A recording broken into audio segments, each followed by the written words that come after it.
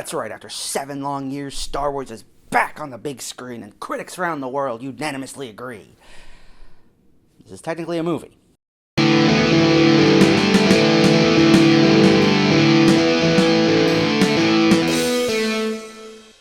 Star Wars, The Mandalorian versus Grogu. I'm gonna struggle not to call it that for the rest of the video. So, The Mandalorian and Grogu is the newest Star Wars movie. First theatrically released Star Wars movie in 7 years. Directed by Jon Favreau, which, interestingly enough, he also had his last theatrically released movie 7 years ago with The Lion King. What a winning combination that The Lion King and The Rise of Skywalker were both of the last things released of those respective filmographies. But in The Mandalorian versus Grogu, you have The Mandalorian and Baby Yoda going on their adventures. They're rounding up Imperial remnants for about 15 minutes until they get into a misadventure with the Hutts. And that's pretty much what the movie is just... It's a couple episodes of television stitched into a 2-hour feature is what this is. Let's start off with some positives. I mean, for starters, whether it's Pedro Pascal or Brendan Wayne or Lateef Crowder, whoever might be in the Mandalorian armor at that specific time, all of those three people in tandem working together to make something resembling a character, it's pretty fun. Baby Yoda, still cute as all hell. They fixed his weird little tippy-tap-toe walking that he was doing in Season 3 of The Mandalorian, and he walks like a normal thing now. Still insanely adorable. I can't lie, I love the thing. I didn't buy this thing 6 years ago just for the collecting aspect of it. I thought Baby Yoda was adorable. I wanted a Baby Yoda on my shelf. Also some really cool throwdowns. The beginning one with all the AT-ATs, that fun as hell. I like getting to hang out with Zeb again.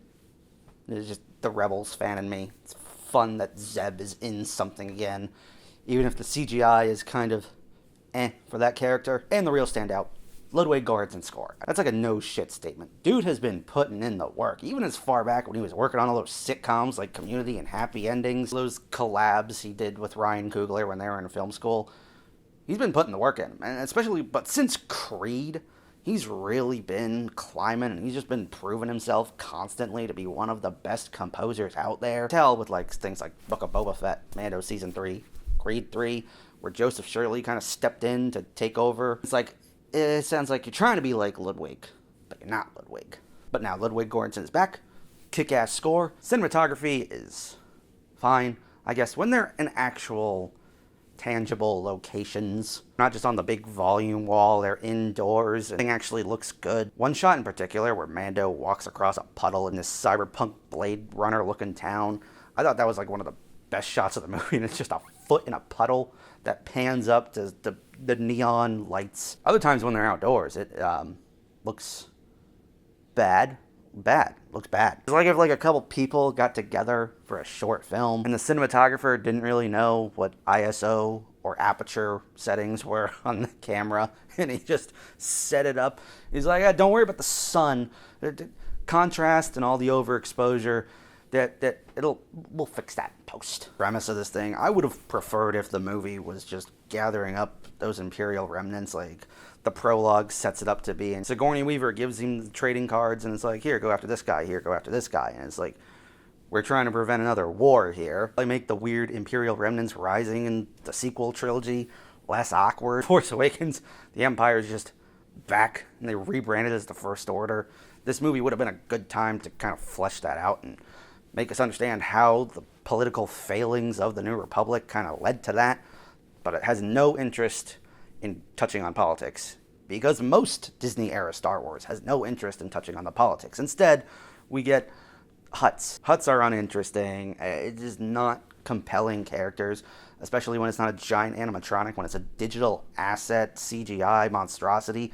It doesn't look as good. It's not as cool as seeing Jabba in Return of the Jedi. Also, Sigourney Weaver, kind of wasted. She's just kind of there. Just spout off a couple lines, get a couple $1 million. This thing just feels like 4 episodes of television that were stitched into a 2-hour movie. You can tell, like, Jon Favreau has like, yeah, we wrote Season 4, we were ready to go, and then they were like, hey, what if Mandalorian and Grogu were a movie? Yeah, sure, we already have some scripts ready to go, we'll just stitch it all together. Now you have one arc that leads to one thing, and another arc that leads to the other thing. Feels very much like you're watching a couple episodes of TV. Different. Because if you were watching these 4 episodes of TV and you got bored, you could pause it. You could go to the bathroom. You could take breaks in between episodes. With this one, you're locked in for the 2-hour runtime. And when it slows down, there is one stretch of movie that felt like it was 5 hours long. It was a lot. It just kept going and going and going to the point where the final act happens, and I'm like, oh, finally, so things are blowing up. There's no substance, there's no weight to the things blowing up, but something is happening. In the end, I don't necessarily hate this movie. One thing we should be happy about, this is not the movie that they're releasing next year to celebrate 50 years of Star Wars. You don't want to be celebrating half a century with the franchise with this thing. It's a safe, let's get everyone back into the theaters. Let's reacquaint everyone with Star Wars on the big screen. Nothing beyond that. It doesn't feel like the event of the year, which is what Star Wars has always felt like. It's felt like, wow, mark your calendars, folks, because on this date, new Star Wars is coming out. You're excited for it all year round. It's like Christmas. In all honesty, I blocked off my calendar to rewatch all the other Star Wars movies this week.